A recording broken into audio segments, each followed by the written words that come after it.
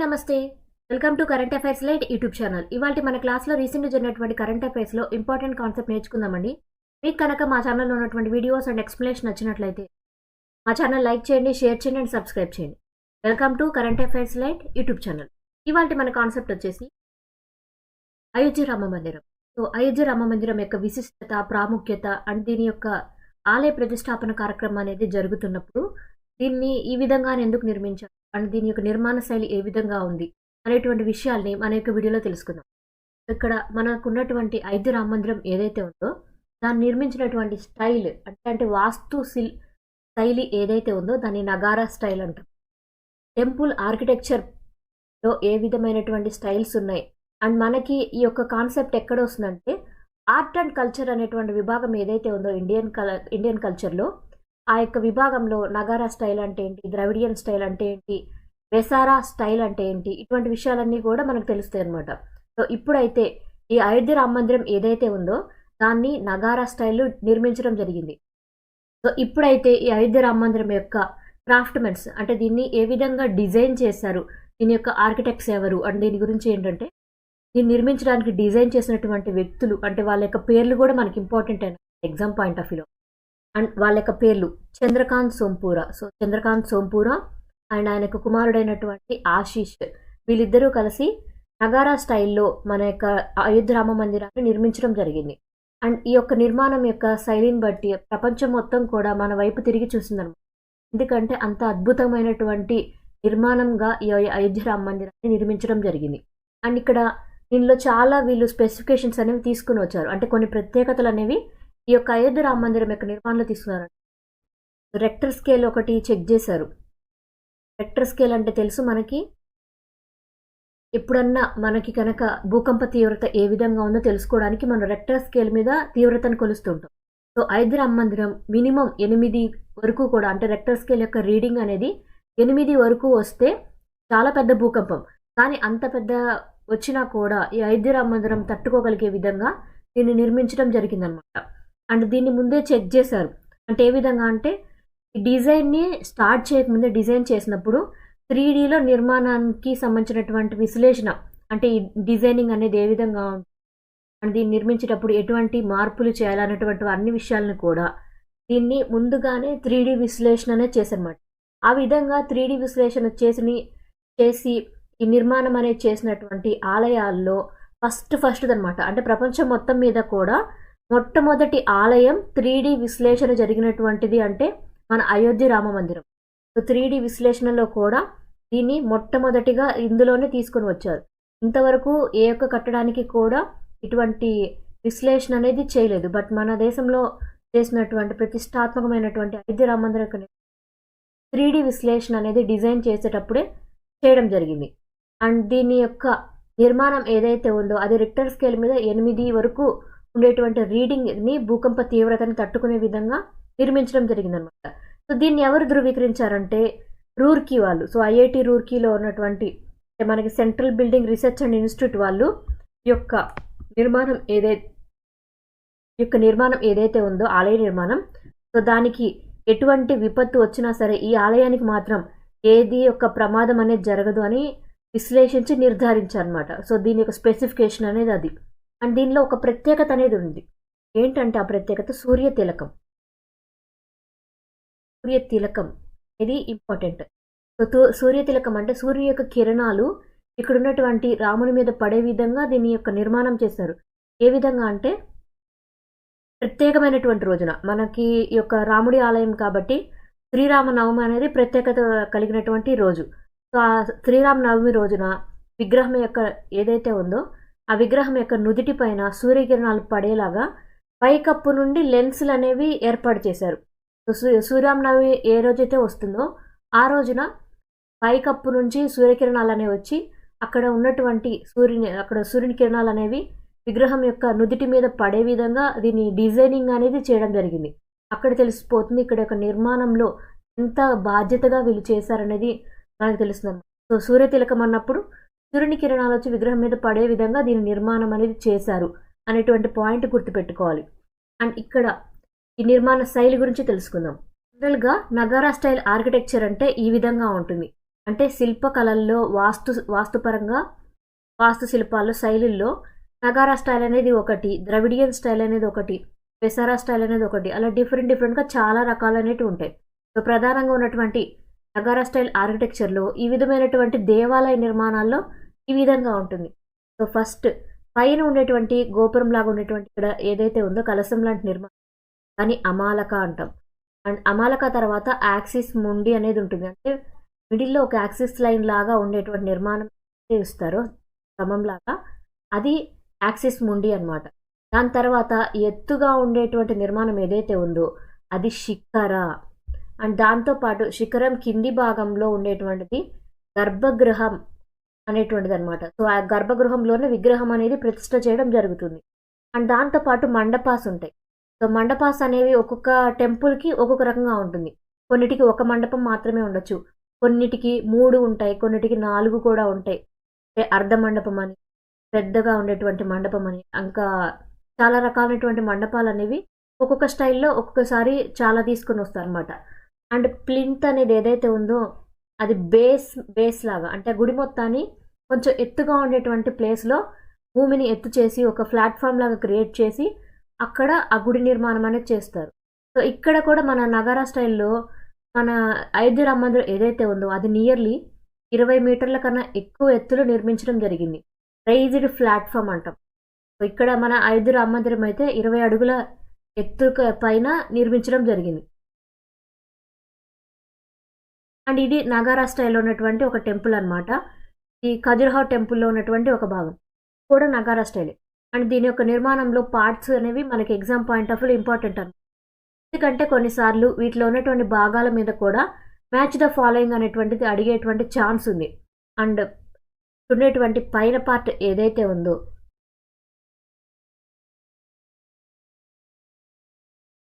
ఇక్కడ ఉన్నటువంటి పైన పార్ట్ ఏదైతే ఉందో అది కలశ.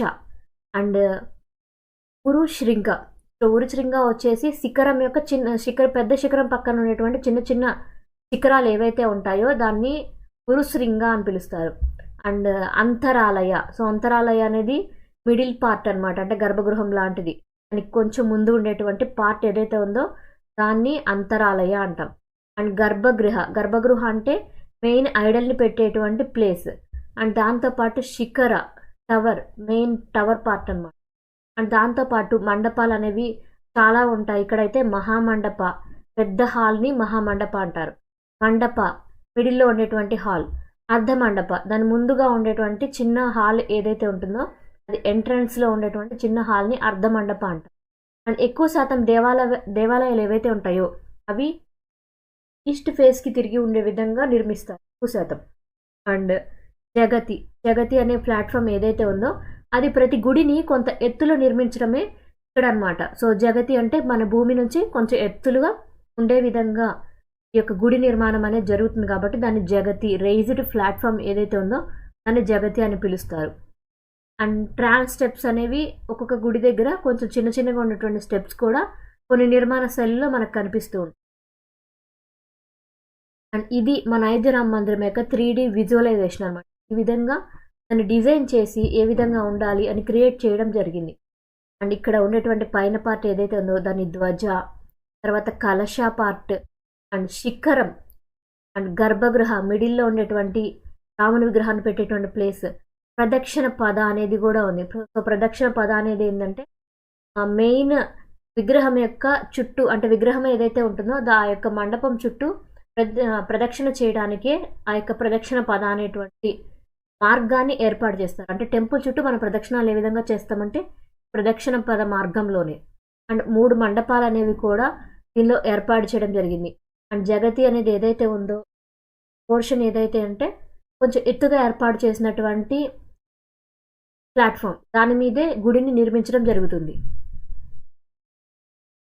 సో ఇక్కడ నగారా ఆర్కిటెక్చర్లో తీసుకోవడంలో ఇంపార్టెన్స్ ఏంది?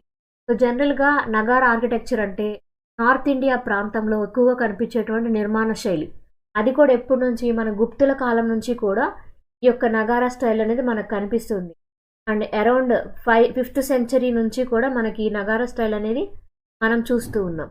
అండ్ కాంట్రాస్టింగ్ స్టైల్స్ ఏవైతే ఉన్నాయో అవేంటంటే ద్రవిడియన్ స్టైల్.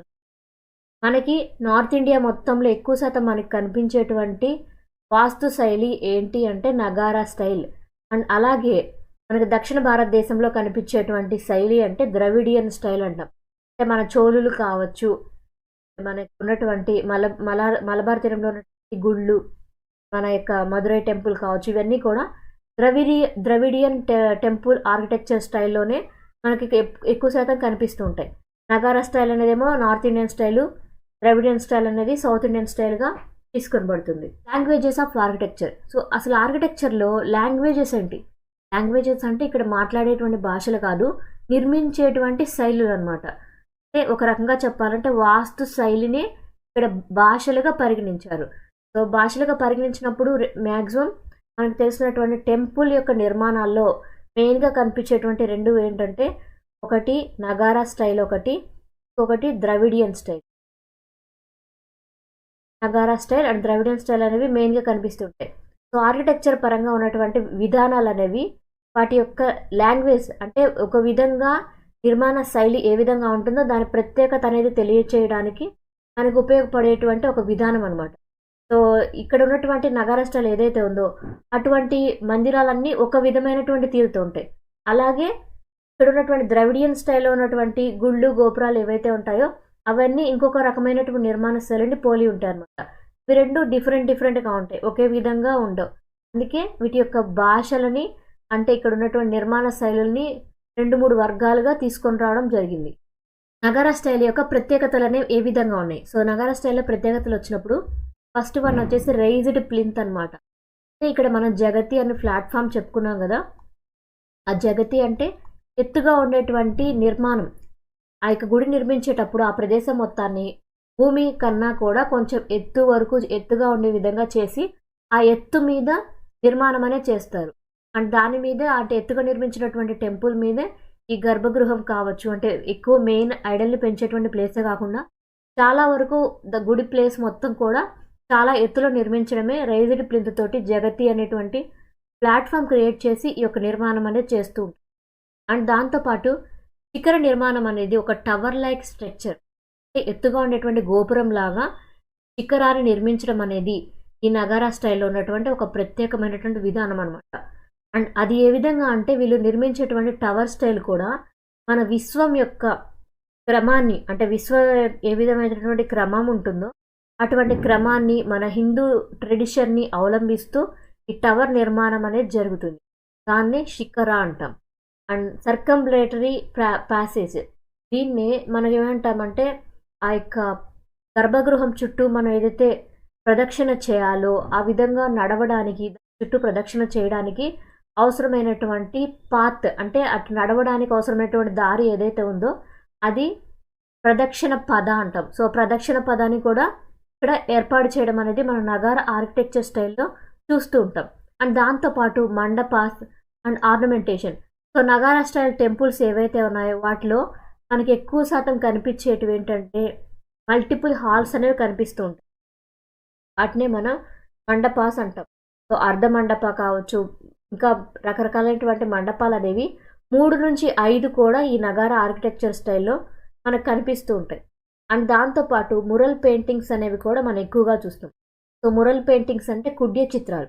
ఇక్కడ మనం ఉన్నటువంటి దేవాలయాల్లో ఎక్కువ శాతం కుడ్య చిత్రాలు అనేవి మనం ఆ యొక్క టెంపుల్ యొక్క విశిష్టతను తెలిపే విధంగా ఉండేటువంటి నిర్మాణాలు అనేవి మనం ఎక్కువగా చూస్తూ ఉంటాం. Modes of Nagara architecture. So ఇక్కడ నగారా ఆర్కిటెక్చర్ ఏదైతే ఉందో అది అందులో మెయిన్గా 5 రకాలైనటువంటి మోడ్స్ ఉంటాయి. అంటే దానిలో 5 విభాగాలు 5 రకాలు అనేవి ఈ నగారా ఆర్కిటెక్చర్లో భాగంగా ఉంటాయి. అండ్ ఒక్కొక్క టైంలో అంటే ఒక్కొక్క టైం పీరియడ్ కాలంలో ఒక్కొక్క రకమైనటువంటి విధానం అంటే నగారా స్టైల్లో ఒక్కొక్క రకమైనటువంటి విధానం అనేది ఒక్కొక్క రాజుల కాలంలో ఒక్కొక్కటి విధానం అనేది తీసుకొనబడింది. సో వల్లభి ఫస్ట్ ఇందులో 3 టైప్స్ ఉన్నాయి. ఎర్లీ నగారా స్టైల్ మోడ్స్ అయితే 5 ఉన్నాయి. ఎర్లీ నగారా స్టైల్లో భాగంగా ఉన్నటువంటి 2 విభాగాలు ఏంటంటే వల్లభి ఒకటి, పంసానా ఒకటి. ఇవి ఎర్లీ నగారా స్టైల్ని మనకి తెలిపే విధంగా ఉండేటువంటి నిర్మాణ శైలులు. అండ్ ఇక్కడ ఏంటంటే వాళ్ళు బ్యారెల్ రూఫ్డ్ స్ట్రక్చర్గా తీసుకుని రావడం జరిగింది. బ్యారెల్ రూఫ్స్ స్ట్రక్చర్డ్గా ఇవి తీసుకుని రావడం జరిగింది. అండ్ దీనిలో కూడా ఏంటంటే చాలా రకాలైన టవర్స్ కూడా వీళ్ళు వాళ్ళ యొక్క నిర్మాణాల్లో భాగంగా చేసుకోవడం జరిగింది. అండ్ దాంతోపాటు ఇంకొక నెక్స్ట్ వచ్చినటువంటి కేటగిరీ ఏంటంటే లాటినా. సో లాటినా అనేది కూడా ఒక రకమైనటువంటి నిర్మాణ శైలి. అది కూడా నగారా ఆర్కిటెక్చర్ పరంగా. ఇందులో ఏంటంటే కర్వ్డ్ టవర్ అనేది మనకి ఎక్కువగా కనిపిస్తుంది. కర్వ్డ్ టవర్స్ అనేవి ఉంటాయి. అండ్ దాంతోపాటు ప్రతి సైడు కూడా ఈక్వల్గా ఉండేటువంటి విధంగా ఈ టవర్ని నిర్మించడం జరుగుతుంది. అండ్ లాటినా స్ట్రక్చర్ ఏదైతే ఉందో ఇందులో ఏంటంటే శిఖర నిర్మాణం అనేది చాలా ఎత్తుగా తీసుకొని పడుతుంది అన్నమాట. ఈ ఎప్పటి కాలంలో జరిగిందంటే 5th సెంచరీలో స్టార్ట్ అయ్యి 10th సెంచరీ వరకు, అంటే 7 నుంచి 10th సెంచరీ వరకు కూడా ఈ లాటినా రకమైనటువంటి నగారా స్టైల్ అనేది ఎక్కువగా ప్రతిబింబిస్తూ ఉంటుంది. అండ్ తర్వాత నిర్మాణాలు ఏవైతే ఉన్నాయో, అంటే 10th సెంచరీ తర్వాత జరిగినటువంటి నిర్మాణాలు ఏవైతే ఉన్నాయో వాటిలో ఎక్కువగా ఉన్నది ఏంటంటే శకరి ఒకటి, భూమిజ ఒకటి. అండ్ ఇక్కడ శకరి అనేది ఏదైతే ఉందో నగారా స్టైలు, అందులో ఏంటంటే సబ్ స్పైర్స్ అనేవి ఎక్కువగా తీసుకొని పడ్డాయి. అంటే మెయిన్గా ఉండేటువంటి శిఖరంతో పాటు చుట్టూ చాలా చిన్న చిన్న శిఖరాలు అనేవి కూడా టెంపుల్ నిర్మాణంలో ఎక్కువగా చూసేటువంటి స్టైల్ ఏంటంటే శిఖరి. అండ్ లాస్ట్ ఈ మధ్య కాలంలో మనం ఎక్కువగా చూస్తున్నది భూమిజ. భూమిజ అనేది చాలా లేటర్ వర్షన్ అన్నమాట. భూమిజ స్టైల్ ఏంటంటే మెయిన్గా ఉండేటువంటి పెద్ద శిఖరంతో పాటు దానికి సమాంతరంగా చాలా చిన్న శిఖరాలు అనేవి ఏర్పాటు చేస్తారు. అది కూడా ఏ విధంగా అంటే హారిజాంటల్ అండ్ వెర్టికల్ రోస్లో ఒక పర్టికులర్ పంక్తిలాగా ఆర్డర్ వైజ్గా ఉండేటువంటి రోస్లో ఈ చిన్న చిన్న శిఖరాలు అనేవి ఏర్పాటు చేయడం అనేది భూమిజ స్టైల్లో మనం ఎక్కువగా చూస్తుంటాం అనమాట. అది కూడా ఒక గ్రిడ్ లాగా ఉండేటువంటి ఎఫెక్ట్ కనిపించే విధంగా చిన్న చిన్న శిఖరాలు అనేవి ఏర్పాటు చేయడం ఎక్కడ ఉంటుందంటే భూమిజ నగారా స్టైల్లో మనం ఎక్కువగా చూస్తాం. శిఖరా స్టైల్లో ఓన్లీ కొన్ని మెయిన్గా ఉండేటువంటి పెద్ద శిఖరంతో పాటు కొన్ని శిఖరాలు అనేవి ఉంటాయి. బట్ ఒక గ్రిడ్ లాగా ఉండేటువంటి శిఖరాల నిర్మాణం అంటే మనకు కనిపించేది భూమిజ స్టైల్లో. Vallabhi style. So Vallabhi style ఏదైతే ఉందో అది 5th సెంచరీకి సంబంధించినటువంటి స్టైల్ కాబట్టి అప్పుడున్నటువంటి నిర్మాణం ఈ విధంగా ఉంది. ఇది అప్పుడు కాలంలో నిర్మించినటువంటి ఒక నిర్మాణం అన్నమాట. అంటే గుప్తుల కాలంలో ఉన్నటువంటి నిర్మాణాల్లో ఎక్కువ శాతం ఈ వల్లభి స్టైల్ అనేది మనకు కనిపిస్తూ ఉంటుంది. Phamsana style of architecture. So Phamsana style of architecture పరంగా మెయిన్ శిఖరంతో పాటు చాలా చిన్న చిన్న శిఖరాలు అనేవి ఒక ఆర్డర్ వైజ్గా కనిపించే విధంగా వాళ్ళు ఏర్పాటు చేయడం అనేది ఎక్కువగా కనిపిస్తూ ఉంటుంది. లాటినా స్టైల్. సో లాటినా స్టైల్లో శిఖరం ఏదైతే ఉందో అది అన్ని వైపులా కూడా ఒకే విధంగా అనిపించేలాగా శిఖరాన్ని ఎత్తుగా ఏర్పాటు చేయడం అనేది లాటినా స్టైల్లో భాగంగా ఉంది. లాటినా స్టైల్ అనేది 7 నుంచి 10వ శతాబ్దం వరకు ఉన్నటువంటి నిర్మాణాల్లో మనకి ఎక్కువగా కనిపిస్తుంది. And Shekhari style.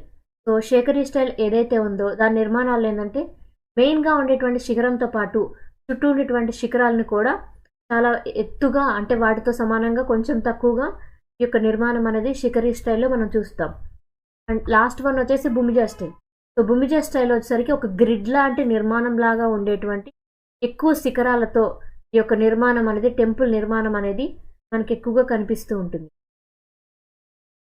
Diversity with in modes. So మనకి ఇక్కడైతే ఏవైతే స్టైల్స్ తీసుకొని వచ్చామో నగారా స్టైల్లో వాటిలో ఉన్నటువంటి క్లాసిఫికేషన్స్ పరంగా ఇదే పర్టికులర్ మోడ్ అని మనం క్రియేట్ చేసి చెప్పలేం. ఎందుకంటే నగారా స్టైల్లో ఇక్కడ మనకు కనిపిస్తుంది 5 మోడ్స్.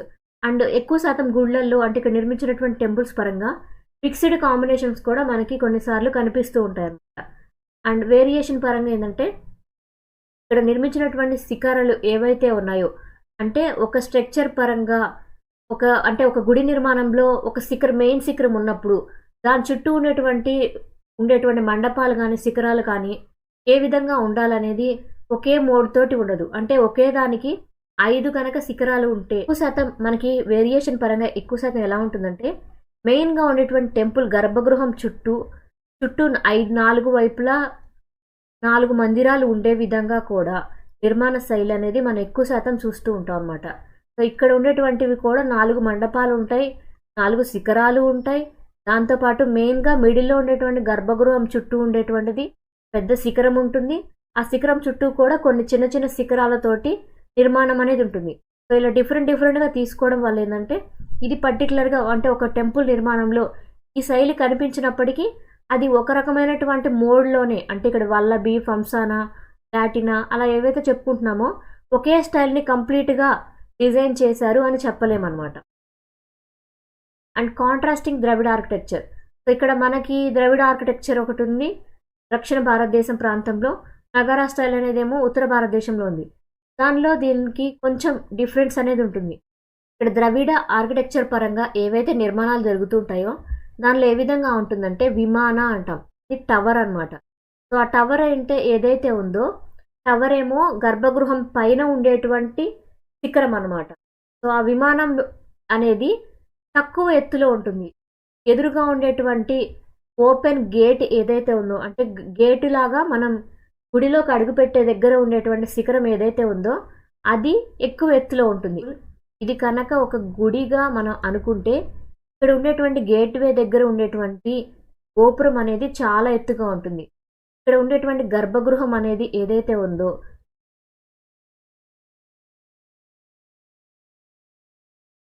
ఇక్కడ ఉండేటువంటి గర్భగృహం మీద ఉండేటువంటి శిఖరం ఏమో చిన్నగా ఉంటుంది. సో ఇక్కడ గర్భగృహం మీద ఉండేటువంటి శిఖరాన్ని విమాన అని పిలుస్తారు.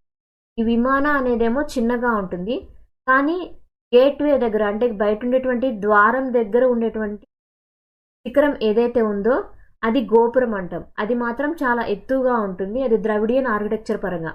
బౌండరీ వాల్స్ అనేవి కూడా మనం ఎక్కువగా చూస్తాం. ద్రవిడియన్ టెంపుల్స్కి ఉన్నటువంటి ఇంకొక ప్రత్యేకమైనటువంటి శైలి ఏంటంటే చుట్టూ ప్రహరీ గోడ అనేది ఎత్తుగా నిర్మించడం అనేది మనకి ఇక్కడ ఉన్నటువంటి ద్రవిడియన్ ఆర్కిటెక్చర్లో భాగంగా మనం ఎక్కువగా చూస్తూ ఉంటాం. కానీ ఈ చుట్టూ నిర్మించేటువంటి ప్రహరీ ఏదైతే ఉందో అది నగారా స్టైల్లో మనకి కనిపించదు. అండ్ అయోధ్య అయితే ఈ రెండింటి యొక్క కొంచెం కాంబినేషన్ అనేది కలిసిందనమాట. ఏ విధంగా అంటే నగారా స్టైల్లో నార్మల్గా అయితే చుట్టూ ఉండేటువంటి ప్రహరీ అనేది నిర్మించడం అనేది చూడం. కానీ అయోధ్య రామ మందిరానికి తీసుకున్నటువంటి ఒక ప్రత్యేకత ఏంటంటే బౌండరీ వాల్ అనేది ఇచ్చారు. అంటే ప్రహరీ గోడ అనేది గుడి చుట్టూ నిర్మించడం అనేది జరిగిందనమాట. గోపురం అనేది క్రియేట్ చేయలేదు, కానీ ప్రహరీ గోడని మాత్రం అయోధ్య రామ మందిరానికి తీసుకొని వచ్చారు. జనరల్గా బౌండరీ వాల్స్ అనేవి ఓన్లీ ద్రవిడియన్ పరంగా ఉండేటువంటి ఆలయాల్లో మాత్రమే మనకు కనిపిస్తూ ఉంటాయి. Thank you for watching my video. మీకు కనుక నా వీడియో అండ్ ఎక్స్ప్లెనేషన్ నచ్చినట్లయితే నా వీడియోస్ లైక్ చేయండి, షేర్ చేయండి అండ్ సబ్స్క్రైబ్ చేయండి. మీకు నా వీడియోస్ ఏ విధంగా అనిపిస్తున్నాయో నాకు కామెంట్ సెక్షన్లో తెలియజేయండి. Thank you for watching my video.